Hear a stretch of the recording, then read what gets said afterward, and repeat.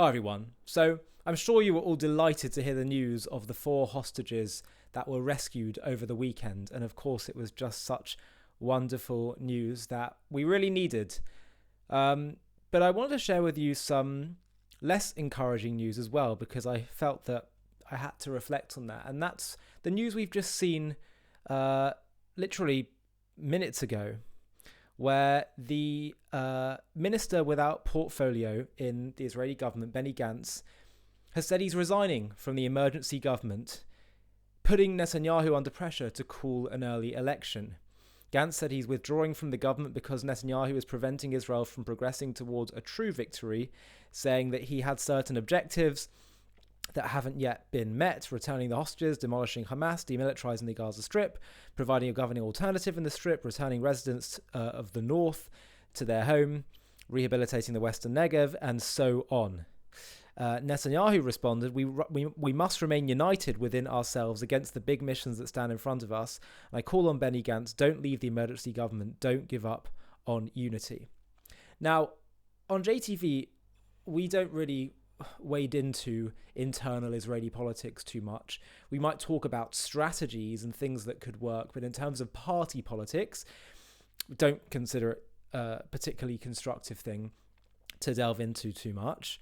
But I did feel I had to share some reflection on this, because this isn't a matter of party politics. This is a matter of Israeli and Jewish success and mission and unity.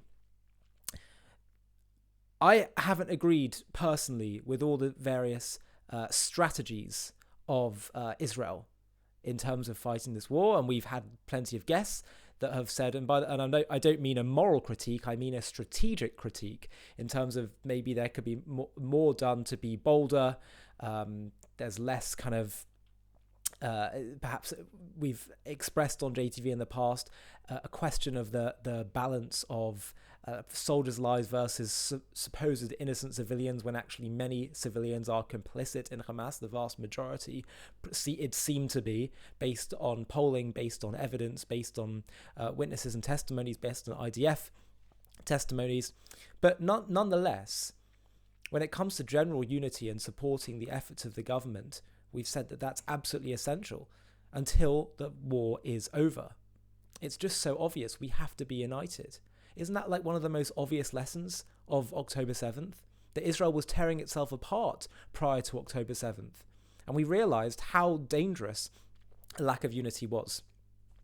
Now, for those that say that the Prime Minister Netanyahu is just trying to elongate the war for his own political gain, the first thing I'd say is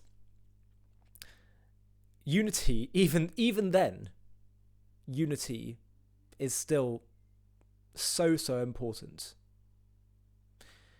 because it projects weakness to our enemies when we're disunited, and that is a risk to the war effort. And so if one did have such a suspicion of that, perhaps the approach is to try and fix things from within, internally. Again, we're at a state of war. But secondly, I think we need to just consider how implausible such a proposition is. Can you imagine how evil one would need to be in order to be wanting to prolong a war, prolong the suffering of soldiers and hostages? It's in Netanyahu's political interests to have a success, because if he succeeds in the war, that will be good for his political career. Number two, it's not just him and him alone that's making the calls. The IDF are the ones that have the military knowledge, the prowess, the intelligence, who will be guiding the decision-making process and presenting with options. And I can assure you that if they felt that he is sabotaging the process in order to protect his own political career, they would call it out, and it would become very clear very fast. One would have to take such a dim view of the Prime Minister to the point at which, and don't want to get into deep party politics. I don't want to go down that route. I'm just saying some basic facts with regard to unity. And therefore, given all those points, it the fact that, by the way, 4 hostages have just been retrieved in the past 4 days, it shows that, yes, this war is still very much something that needs to be done now, and needs to continue. Now, the strategy, the approach, the plans for afterwards, all these things, they're legitimate questions and they're things that should be discussed. But the principle surely should be that when we're in a state of war, we have to be united. It's, in some ways, the unity is in and of itself, even if you have some disagreement on the military strategy, the unity is in and of itself a critical strategic asset. The Torah tells us this.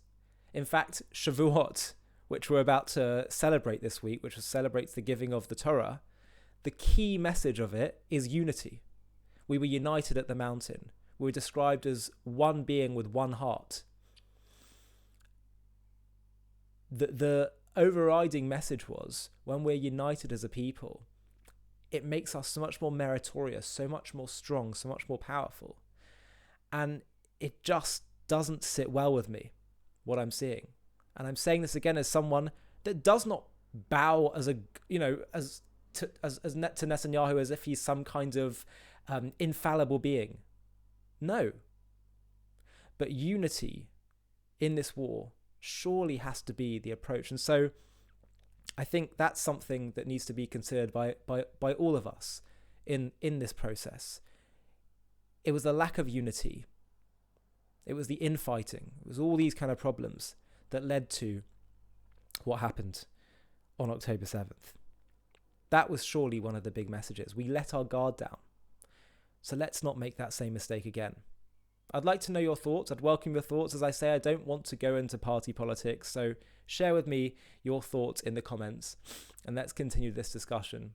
But I do think that this is a really important point to keep at the front of our minds. We mustn't lose sight of the importance of unity and that message that we realised soon after October 7th. Hi, thank you so much for watching. To watch another one, click here. To stay up to date with all our content, click here to subscribe. And if you're able to, you can help support JTV to grow and grow by clicking join below this video, where you can become a member and get perks including early access to videos and private live discussions with me. But most of all, you'll be partnering with us on our mission to change the world.